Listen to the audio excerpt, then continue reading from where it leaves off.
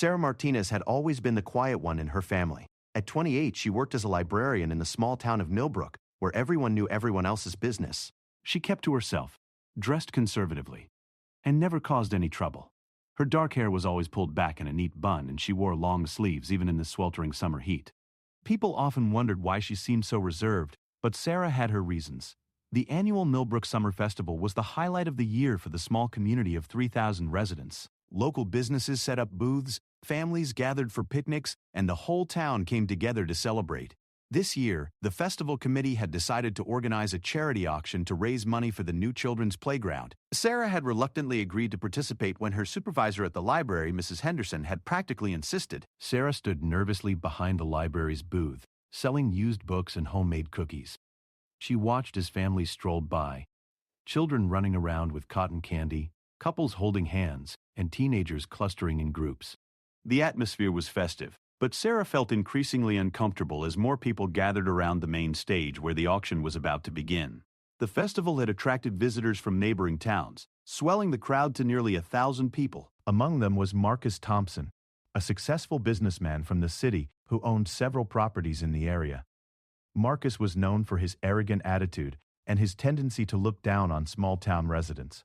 He had come to the festival not out of community spirit, but because he was considering buying more real estate in Millbrook. Marcus approached the library booth with his usual condescending smirk. He was dressed in an expensive suit that seemed out of place among the casual summer attire of the other festival-goers. His perfectly styled hair and flashy watch announced his wealth to anyone within sight. Sarah recognized him immediately from his previous visits to the library, where he had always treated her with barely concealed disdain. "Well, well," Marcus said loudly, attracting the attention of nearby festival-goers. "If it isn't the town librarian, Still hiding away with your dusty old books, I see?" His voice carried across the area, and several people turned to look at the interaction. Sarah felt her cheeks burn with embarrassment, but she tried to maintain her composure. "Good afternoon, Mr. Sow." "Thompson," she replied quietly, her voice barely audible above the festival noise. "Are you interested in any of our books today?" We have some wonderful selections. Marcus laughed, a harsh sound that made several onlookers wince. "Books, please." "I have more important things to spend my money on than secondhand garbage." He picked up one of the homemade cookies from the display and examined it mockingly. "Did you make these yourself? How quaint." The crowd around them was growing larger, drawn by Marcus's loud voice and obvious mockery. Sarah's hands trembled slightly as she tried to arrange the books on the table, hoping to avoid further confrontation. She had dealt with difficult patrons at the library before, but never with such a large audience watching. Mrs. Henderson, who had been helping at a nearby booth, noticed the commotion and hurried over. She was a kind woman in her 60s who had always been protective of Sarah. "Is there a problem here?" she asked, positioning herself between Marcus and Sarah. "No problem at all," Marcus replied with false cheerfulness. "I was just having a conversation with your shy little librarian here." "Tell me, Sarah, do you ever do anything exciting? Or do you spend all your time buried in books and baking cookies?" The question was clearly meant to humiliate Sarah in front of the growing crowd.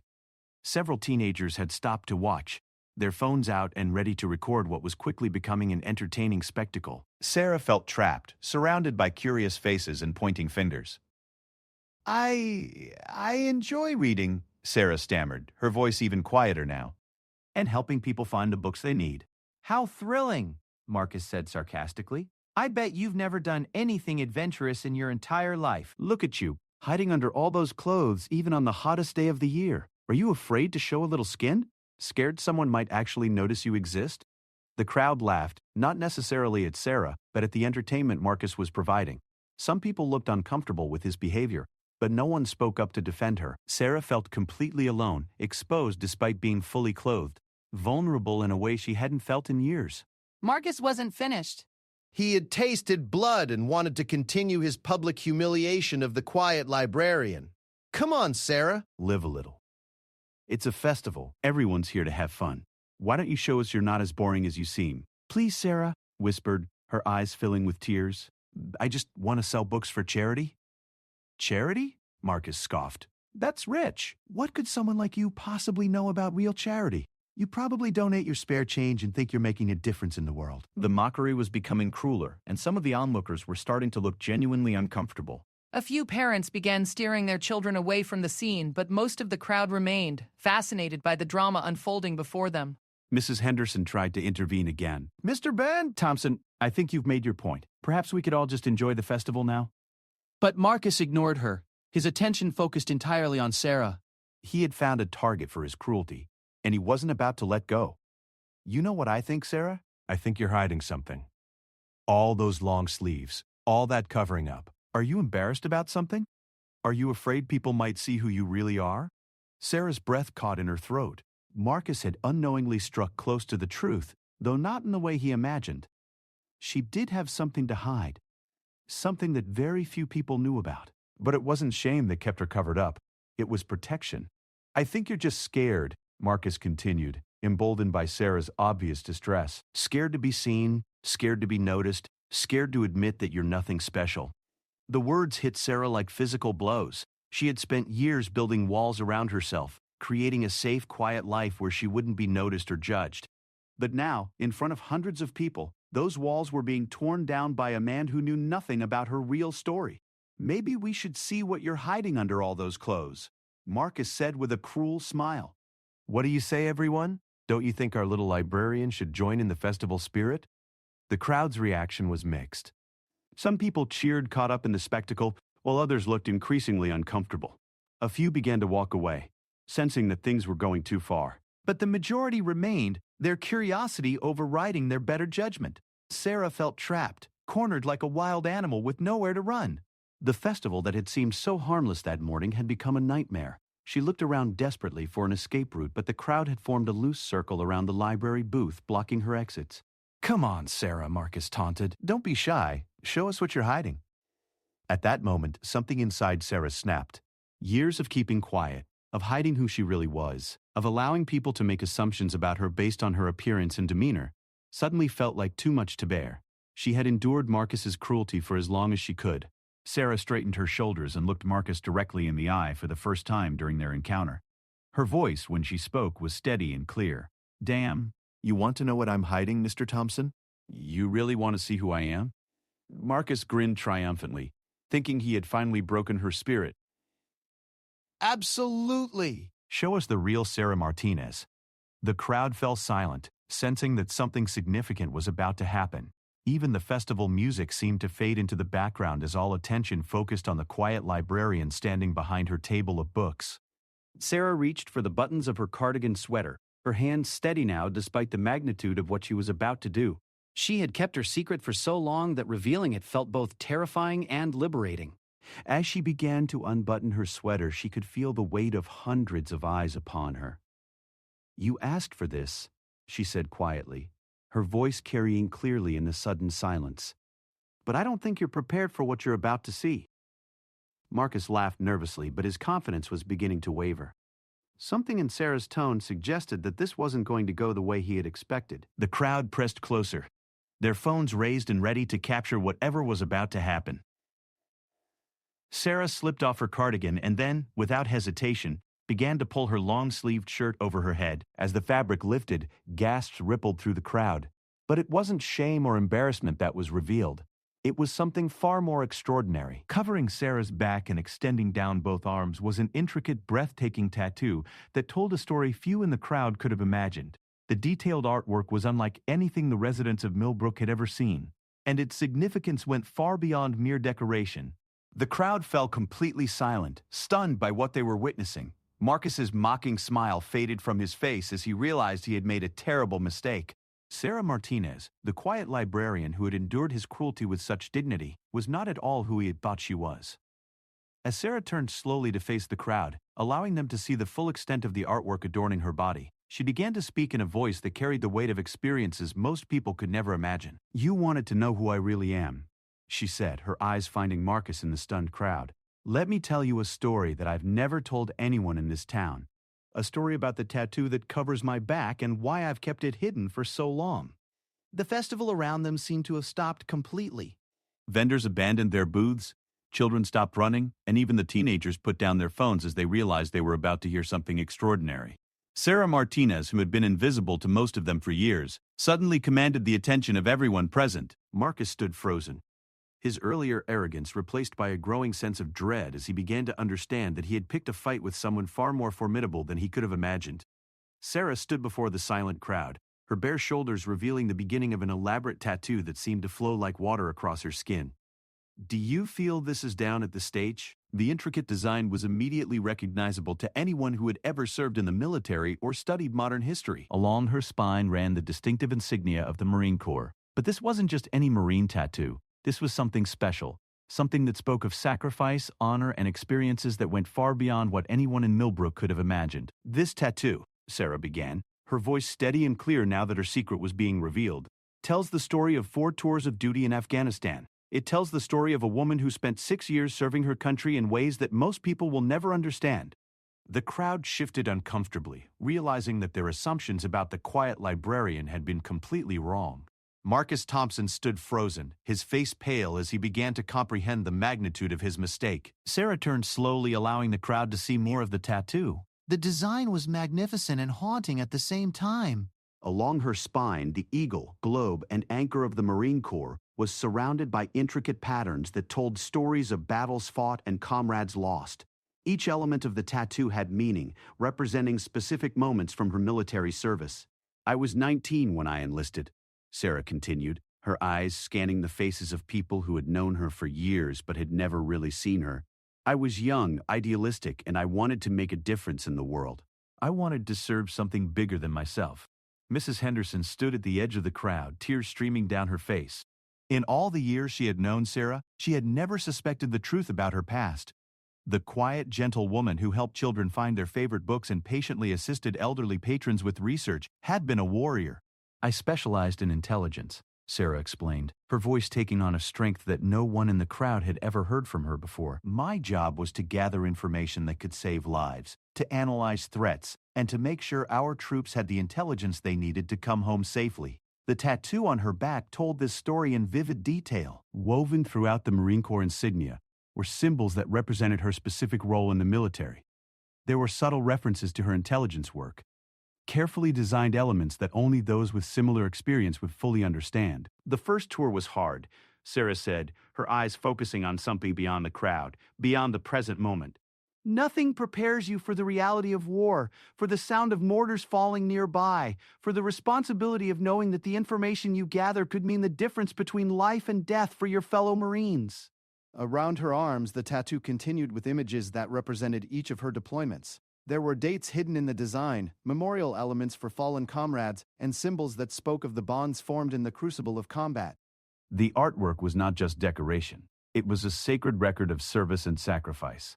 Marcus finally found his voice, though it came out as barely more than a whisper.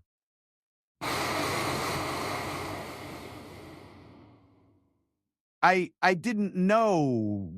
Sarah's gaze fixed on him with an intensity that made him take a step backward. "No, you didn't know." "You made assumptions based on how I looked, how I dressed, how quietly I went about my life. You decided that because I wasn't loud, because I wasn't flashy, because I chose to live simply, that I was somehow less than you?" The crowd was completely silent now, hanging on every word. Several people were recording with their phones, but not for entertainment anymore. They were witnessing something profound, a moment of truth that would be talked about in Millbrook for years to come. During my second tour, Sarah continued, our forward operating base came under sustained attack for 3 days. We were cut off from reinforcements, running low on supplies and taking casualties. My job was to coordinate intelligence with air support, to make sure our bombers could hit enemy positions without endangering our own people. The tattoo showed this story too, in symbols that only a trained eye could fully interpret.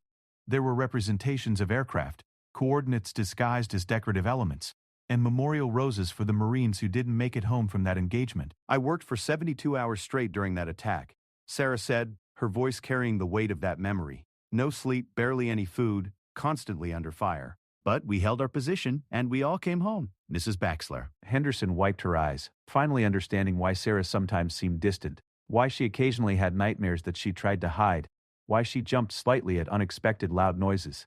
The quiet librarian had been carrying the invisible wounds of war, along with her visible memories. "My third tour was when I earned this," Sarah said, pointing to a specific section of the tattoo near her shoulder blade. It was a purple heart, rendered in stunning detail and surrounded by elements that spoke of injury and recovery. I was conducting an intelligence assessment in a village outside Kandahar when our convoy hit an IED, she explained. The explosion threw me 30 feet and left me with a traumatic brain injury, 3 broken ribs, and a severe concussion. I spent 2 months in a military hospital in Germany, fighting to remember things that the blast had taken from me.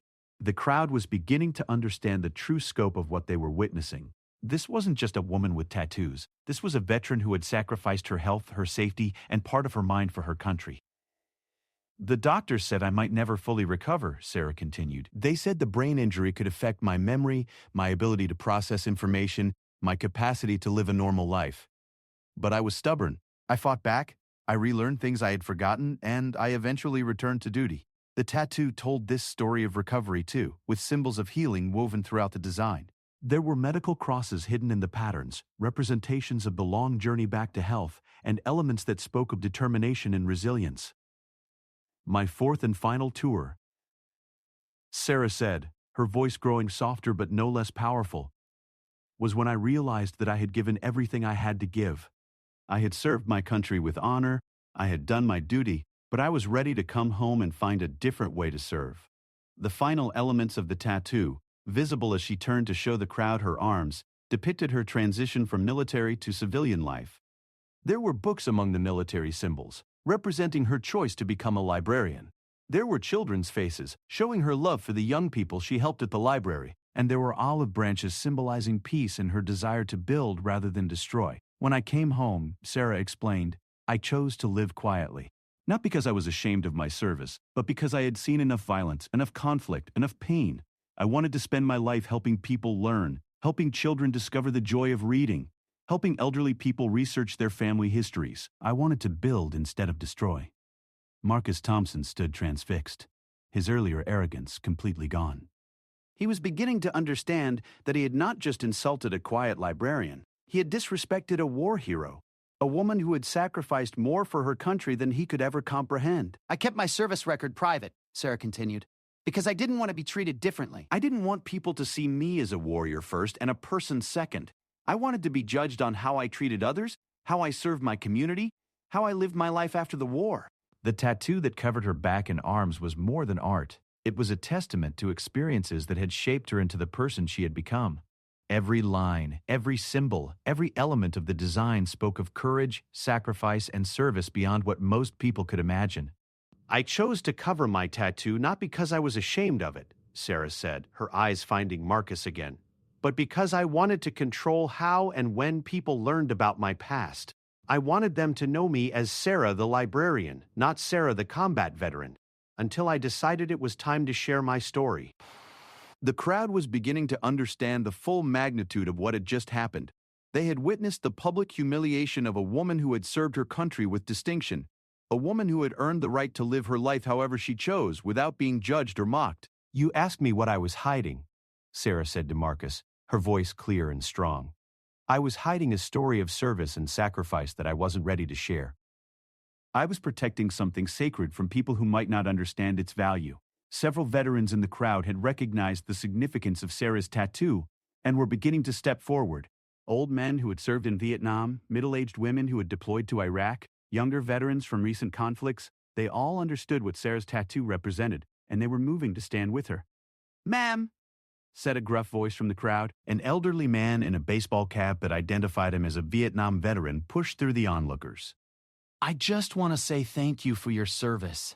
And I want to apologize for what this man put you through. Other veterans began to speak up, their voices creating a chorus of support that had been absent when Marcus was conducting his public humiliation. The crowd dynamic was shifting dramatically as people realized they were in the presence of someone who had served her country with extraordinary dedication. Sarah nodded her thanks to the veterans who were stepping forward, but her attention remained focused on Marcus. she wasn't finished with her story, and she wasn't ready to let him off the hook for his cruel behavior. You want to know the most important thing about this tattoo? She asked, her voice carrying clearly across the now silent festival grounds. It's not just about my service. It's about the 11 Marines who didn't come home from my deployments. Their names are written here, hidden in the design so that they're always with me.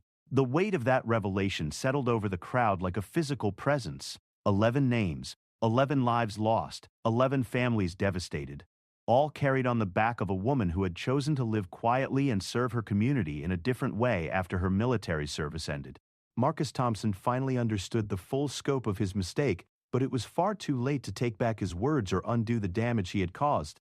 The silence that followed Sarah's revelation about the 11 names hidden in her tattoo was deafening. The festival, which had been bustling with activity just minutes before, now felt like a sacred space where something profound was unfolding. Marcus Thompson stood frozen, his face ashen as the full weight of his actions began to settle upon him. He had humiliated a war hero in front of her entire community, a woman who carried the names of fallen comrades etched into her very skin. Sarah's eyes remained fixed on Marcus, but her voice addressed the entire crowd when she continued speaking. Staff Sergeant Martinez was my rank when I left the Marines, she said, using her military title for the first time since moving to Millbrook. But rank doesn't matter anymore. What matters is how we treat each other, how we build our communities, and how we honor those who sacrificed everything for our freedom. The elderly Vietnam veteran who had first stepped forward to thank Sarah was now standing directly behind her, joined by several other veterans from the crowd. Their presence formed a protective barrier around Sarah, a show of solidarity that spoke louder than any words could have. Each of these names, Sarah continued, touching specific areas of her tattoo where the memorialized Marines were honored, represents someone who will never come home to their family, someone who will never attend another 4th of July barbecue, never walk their daughter down the aisle, never hold their grandchildren. Mrs. Henderson had moved closer as well, tears streaming down her face as she finally understood why Sarah sometimes seemed to carry such a heavy burden despite her gentle nature. The nightmares that Sarah tried to hide, the way she sometimes stared off into the distance during quiet moments at the library, the careful way she honored Memorial Day each year, it all made sense now. Corporal James Mitchell, Sarah said, pointing to an area near her left shoulder blade where a small eagle was cleverly incorporated into the larger design. He was 22 years old, from a small town in Ohio, not much different from Millbrook. He loved baseball and wanted to be a coach when he got home. He died protecting a convoy of medical supplies that was heading to a forward operating base. The crowd listened in stunned silence as Sarah began to share the stories behind the names. Each Marine she memorialized had been a real person with real dreams, real families, and real futures that were cut short by war. Private First Class Maria Santos, she continued, indicating another subtle memorial element. She was 19, the youngest person in our unit. She used to write letters to her little sister every day, telling her about the books she was reading and the places she was seeing. Maria always said she wanted to be a teacher when she got home. She died when our base came under mortar attack during her second week in country. Marcus had gone completely pale now, realizing that every cruel word he had spoken had been directed at someone who had witnessed horrors he couldn't imagine and who had lost friends in ways he would never comprehend. His earlier confidence had evaporated completely, replaced by a growing sense of shame and horror at his own behavior. Lance Corporal David Chen, Sarah continued, her voice steady despite the emotional weight of what she was sharing. He was a communications specialist who saved our entire unit when our radios went down during a firefight. He exposed himself to enemy fire to repair the equipment that allowed us to call for air support. He was 24 and engaged to his college sweetheart. The stories continued, each one a testament to courage and sacrifice that put Marcus's shallow concerns about wealth and status into stark perspective. Sarah wasn't just recounting names. She was honoring lives, ensuring that these fallen Marines would not be forgotten by anyone who heard their stories that day. Sergeant Michael Rodriguez, she said, touching a section of the tattoo near her spine where a cross was cleverly integrated into the design. He was our squad leader, a man who had already served 2 tours in Iraq before deploying to Afghanistan with us.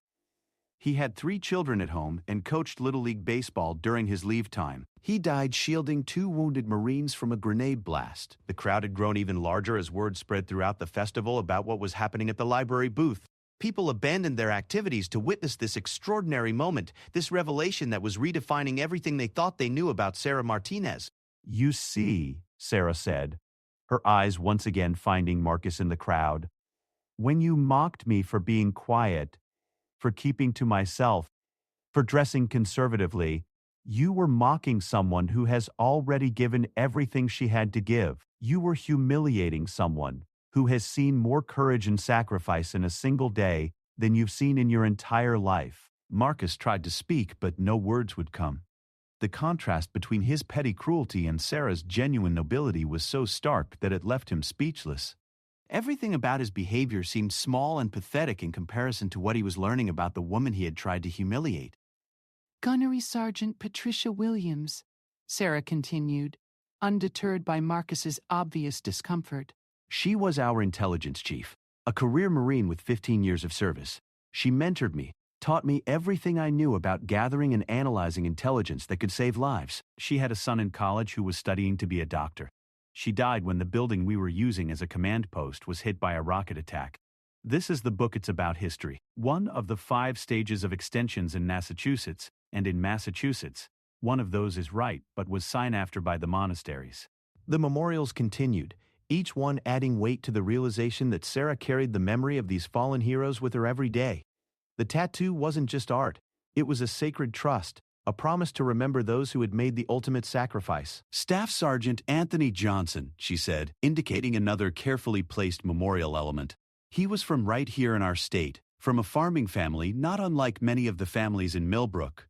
He joined the Marines to see the world and to serve his country. He saved 4 other Marines when their vehicle hit an IED, pulling them to safety despite his own severe injuries. He died en route to the hospital. By now, several people in the crowd were openly weeping. The weight of Sarah's revelations, the depth of the sacrifices she was describing, and the realization of how wrong they had all been about their quiet librarian had created an emotional response that swept through the gathered crowd like a wave.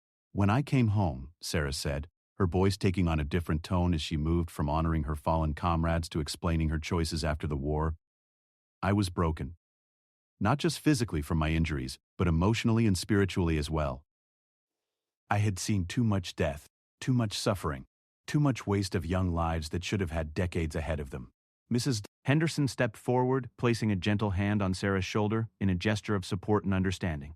The older woman's tears spoke to the regret they all felt for not knowing, not understanding, not seeing the depth of experience and sacrifice that their quiet librarian had endured. I chose to become a librarian, Sarah explained, because books saved my life during my recovery. Reading helped me process my experiences, helped me find meaning in what I had been through, helped me discover a way to serve my community that didn't involve violence or destruction. The crowd was beginning to understand that Sarah's career choice hadn't been random or simple. It had been a deliberate decision to find healing and purpose through helping others learn and grow.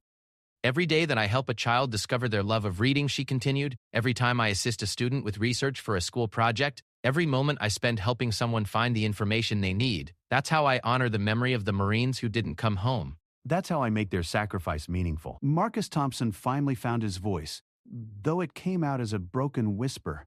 "I'm sorry," he said, the words barely audible above the festival noise. "I'm so sorry. I didn't know." I never imagined Sarah turned to look at him directly, her expression neither angry nor forgiving, simply honest.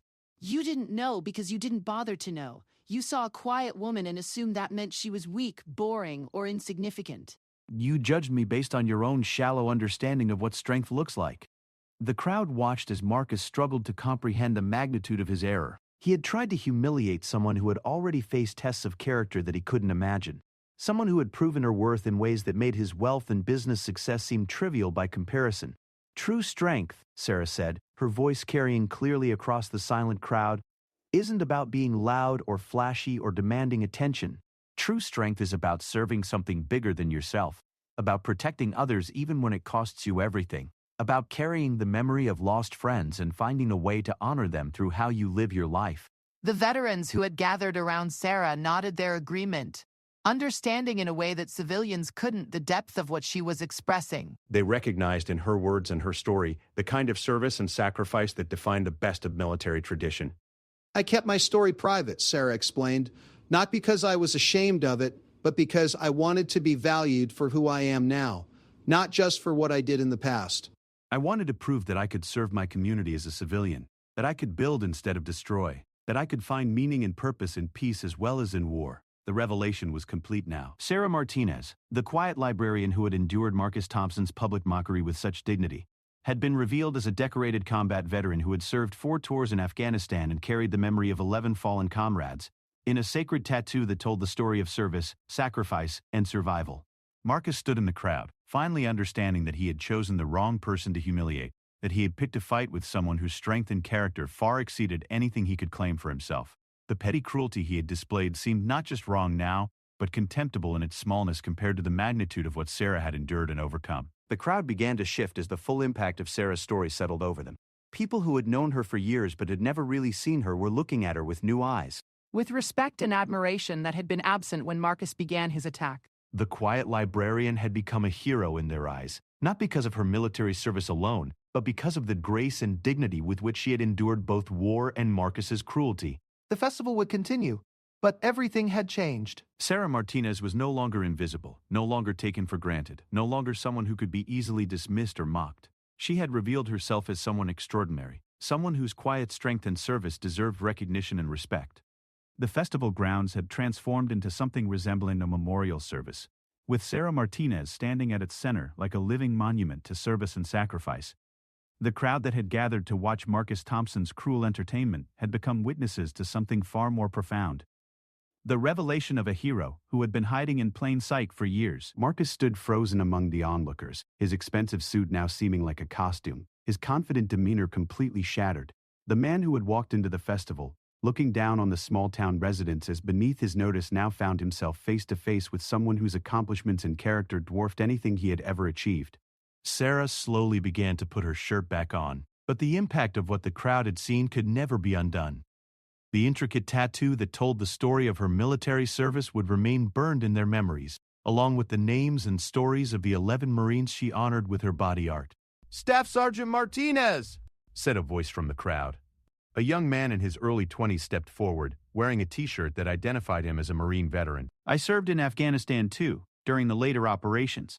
We heard stories about the intelligence unit that held their position during the sustained attack on FOB Chapman. Was that your unit? Sarah nodded slowly, recognizing the reference to one of the most harrowing experiences of her military career. Yes, she said simply. That was us. The young Marine's eyes widened with recognition and respect. Ma'am, what you and your unit did there saved hundreds of lives. The intelligence you gathered and transmitted during that attack allowed command to coordinate one of the most effective close air support operations of the entire war. The crowd listened as this young veteran added his testimony to Sarah's story, confirming that her service hadn't just been honorable, it had been exceptional. The quiet librarian they had known for years had been part of military operations that had strategic significance beyond anything they could have imagined. Mrs. Fitz-and-Times had filled. Henderson finally spoke, her voice shaking with emotion. Sarah, why didn't you ever tell us? Why didn't you let us honor you the way you deserved? Sarah's expression softened as she looked at her supervisor and friend. because I didn't need to be honored for doing my job, she replied. I needed to find a new way to serve, a way to build instead of destroy. Working at the library, helping people learn and grow, that's how I wanted to be remembered. Marcus Thompson had been listening to this exchange with growing horror at his own behavior. Finally, he stepped forward, his voice barely above a whisper.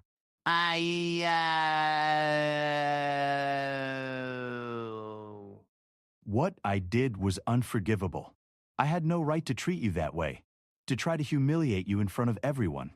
These days you're open to your field and share some the facts of yourself like a... Sarah turned to face him, her expression unreadable. You're right, Mr. Thompson.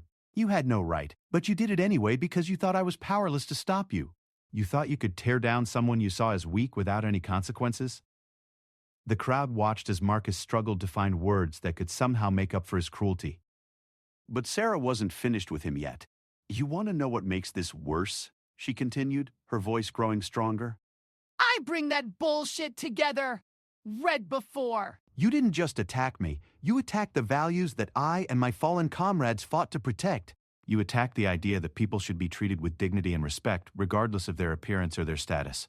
Marcus's face had gone completely white as he began to understand the full scope of what he had done. He hadn't just insulted a person, he had insulted everything that person represented.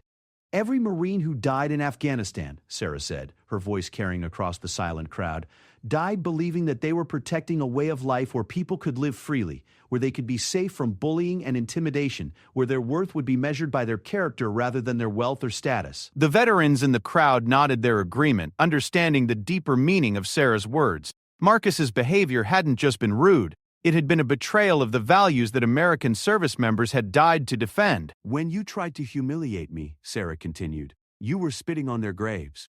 You were proving that the very freedoms they died to protect could be used to crush and demean people who couldn't fight back. Marcus tried to speak, but Sarah held up her hand to stop him. She wasn't done with her lesson yet. But here's what you failed to understand, she said, her voice taking on a note of quiet triumph. I wasn't powerless. I was never powerless. I chose to be quiet. I chose to be gentle. I chose to respond to your cruelty with dignity instead of anger. That wasn't weakness. That was strength. The crowd was completely silent, mesmerized by Sarah's words and the way she was turning Marcus's attack into a lesson about character and values. You see, Mr. Thompson, Sarah explained, real strength doesn't come from tearing others down. Real strength comes from building others up. It comes from serving something bigger than yourself. It comes from protecting people who can't protect themselves. Marcus stood transfixed as Sarah delivered what amounted to a master class in human decency, using his own cruel behavior as the negative example against which true character could be measured. I could have responded to your attack with anger, Sarah said.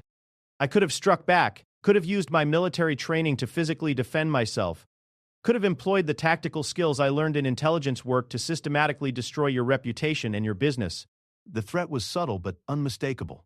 Marcus realized that he had picked a fight with someone who possessed the skills and knowledge to ruin him if she chose to do so. But that's not who I am anymore, Sarah continued. I chose a different path. I chose to let you reveal your own character to this community, to let your actions speak for themselves. The crowd began to murmur as they realized what had actually happened. Marcus had thought he was exposing Sarah as weak and insignificant, but he had actually exposed himself as cruel and small. Sarah had turned his attack against him simply by refusing to respond in kind. You wanted everyone to see me as pathetic and boring, Sarah said, a slight smile playing at the corners of her mouth. Instead, you've shown them who you really are. You've demonstrated your character in front of everyone who matters in this community. Marcus looked around at the faces surrounding him and saw the truth of Sarah's words reflected in their expressions. The people who had been entertained by his mockery of the quiet librarian were now looking at him with disgust and disappointment. He had destroyed his own reputation more effectively than any enemy could have done. The beautiful thing about this moment, Sarah continued, is that you did this to yourself. I didn't have to fight back, didn't have to defend myself, didn't have to prove my worth. I just had to let you show everyone who you really are. The tactical brilliance of what had happened was becoming clear to the crowd. Sarah had used Marcus's own cruelty against him, allowing him to destroy himself while she maintained her dignity and revealed her own extraordinary character. Now everyone in this community knows two things, Sarah said, her voice clear and strong. They know that I'm someone who has served my country with honor and who carries the memory of fallen heroes with me every day. And they know that you're someone who takes pleasure in trying to humiliate people you see as vulnerable. Marcus finally understood that he had been completely outmaneuvered by someone he had underestimated in every possible way. Sarah Martinez wasn't just a quiet librarian. She was a strategic thinker who had turned his attack into a demonstration of his own inadequacy. I forgive you, Mr. Thompson, Sarah said, her words carrying the weight of genuine moral authority. Not because you deserve forgiveness, but because carrying anger and resentment would dishonor the memory of the Marines who didn't come home. They fought for a better world, and I honor them by trying to build that better world every day. The grace of that forgiveness, coming after such a complete moral victory, left the crowd speechless. Sarah had not only revealed herself as a war hero, but had demonstrated a level of character and spiritual strength that transcended anything most of them had ever witnessed. But forgiveness doesn't mean there are no consequences, Sarah continued, her tone becoming more serious. This community will remember what happened here today. They'll remember how you treated someone you thought was powerless, and they'll remember how that person responded with more grace and dignity than you could ever hope to possess. Marcus realized that his reputation in Millbrook was destroyed, not by anything Sarah had done to him, but by his own actions witnessed by hundreds of people. No amount of wealth or business success could repair the damage he had done to himself that day. The festival began to slowly return to life around them, but everything had changed. Sarah Martinez was no longer the invisible librarian who blended into the background. She was now a known hero, someone who would be remembered and respected for the rest of her life in Millbrook. Marcus Thompson, on the other hand, would be remembered too, but for very different reasons. He would be the man who tried to humiliate a war hero, the person who revealed his own cruelty and weakness by attacking someone he thought couldn't fight back. As the crowd began to disperse, many people stopped to speak with Sarah, to thank her for her service, to apologize for not knowing her story sooner. Veterans came forward to share their own experiences and to express their respect for what she had endured and overcome. Mrs. the book it's about history. Henderson stood beside Sarah as the library booth was surrounded by people wanting to buy books, to donate money to the charity, and to simply be near someone who had demonstrated such extraordinary character under fire.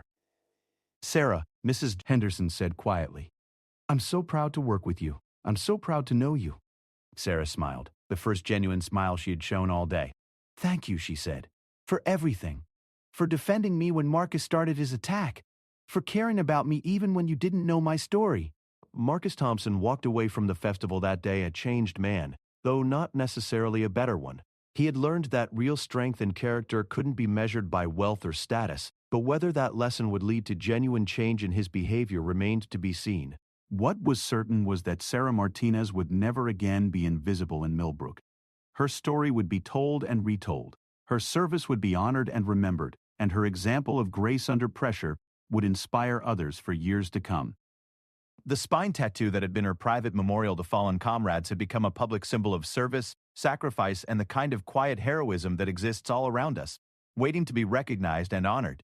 The festival continued, but it would never be forgotten as the day when the whole town learned that heroes don't always announce themselves with fanfare. Sometimes they work quietly in libraries, helping children find books and serving their communities with the same dedication they once brought to serving their country. And sometimes, when they're pushed too far by someone who mistakes gentleness for weakness, they remind everyone what real strength looks like.